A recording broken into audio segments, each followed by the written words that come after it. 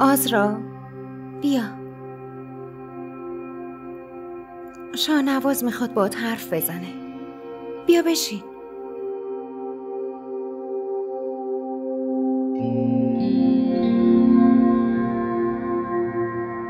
بله داداش شاهنواز. در مورد تمام اتفاقاتی که برای تو افتاده، من و مسکان خیلی متاسفیم. ما با دور موندنمون نتونستیم واقعیت رو بفهمیم. من از اینکه شاهمیر با مونا عروسی کرد واقعا ناراحت شدم و در مورد ظلمایی که در حقت شد، اگر مسکان به هم نمی گفت اصلا خبردار نمی شدم. تو این شرایط بهترین تصمیم همینه.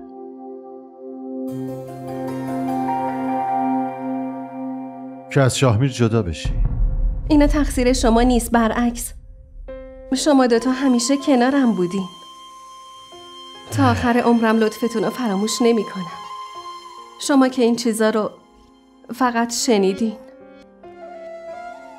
ولی من تحملش کردم. تو خواهر منی. من هیچ وقت بین تو، حنا، عابده فرق نذاشتم و نخواهم گذاشت. واسه همین به عنوان یک برادر بزرگتر پیشنهاد من به تو اینه که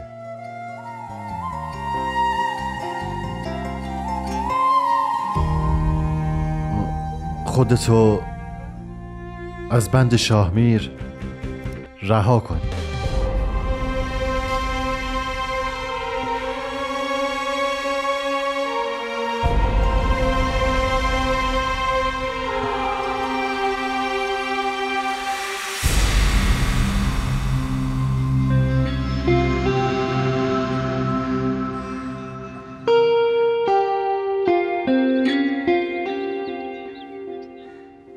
سلام. سلام. راستش چیزه، مامانم اومده. جدی؟ چه خبر خوبی؟ خب اون میخواد که تو رو ببینه. منو؟ بیا بریم لطفا.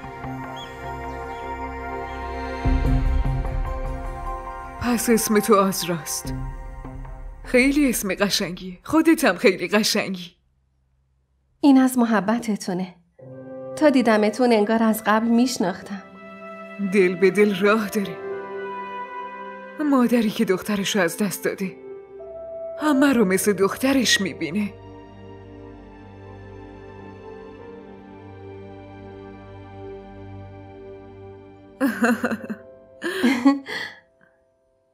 چی شده؟ اولین باری که رسم عوض شده. تو اینجور مواقع دختر شربت میاره، ولی اینجا پسر شربت آورده. راستش برعکس همیشه اشتباهه. اما چیکار میتونیم بکنیم غیر از اینکه بهش بخندیم؟ این کارا یهویی نمیشه. خیلی زمان میبره. انجامش میدیم. تو شربتتو بخور.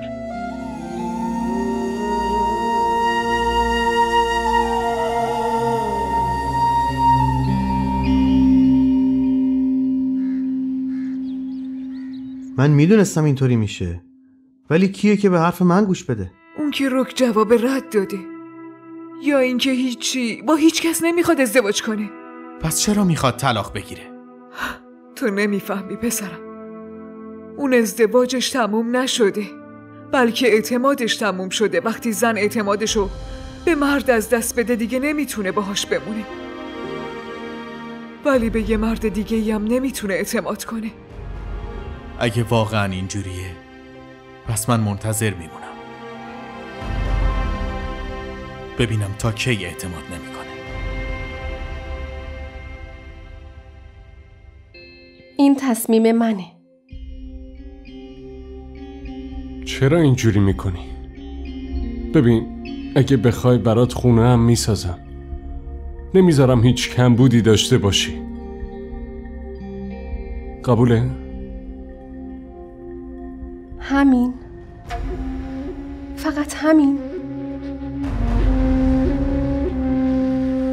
آزرا، من تو هفته یه روز اینجا یه روز اونجا.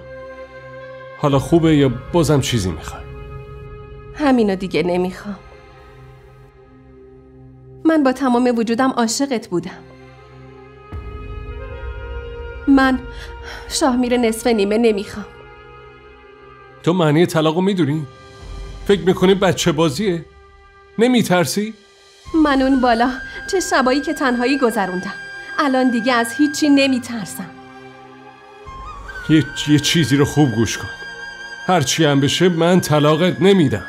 هیچ وقت نمیدم. تو رو خدا میبینی عمه؟ ازدواج دوم کرده، با زن دومش زندگی میکنه. من که بچه ندارم، بچه هم از اونه، ولی نمیخواد منو طلاق بده. این از خوبی ماست خانم، وگرنه اونجوری که تو نمایش برا انداختی و آبروی خانواده ما رو بردی، هر کس دیگه ای بود در جا طلاقت میداد و بیرونت میکرد. آفرین مامان، من اینجا زور میزنم که راضیش کنم ولی شما دوباره تحریکش میکنی. پسرم انگار خیلی نگرانی. باید قبل از زن گرفتن فکرشو میکردی. احمق شده بودم دیگه. هر بلایی سرت اومده به خاطر رفتارای خودته. اولش با این دعوا را انداختی، بعد رفتی زن دوم گرفتی و نذاشتی که بنی بشری خبردار بشه. حالا هم که 2 زنت انداختنت به غلط کردن، لطف کن ما رو قاطی نکن. فهمیدی؟ بریم آبده.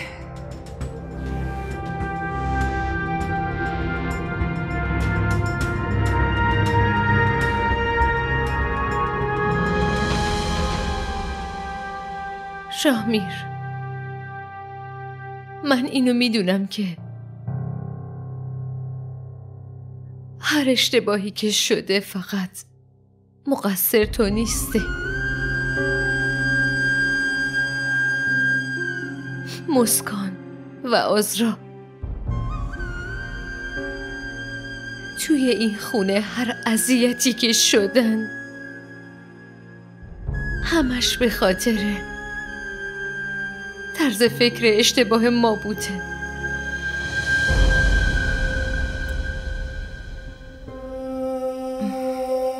آبجی آبده. آره مسکان، این آهه مظلومه که حالا اثر کرده. شاهمیر، دختر نداری ولی خواهر که داری. اگه دختر کسی رو ناراحت کنی توقع داری روی آسایشو ببینی؟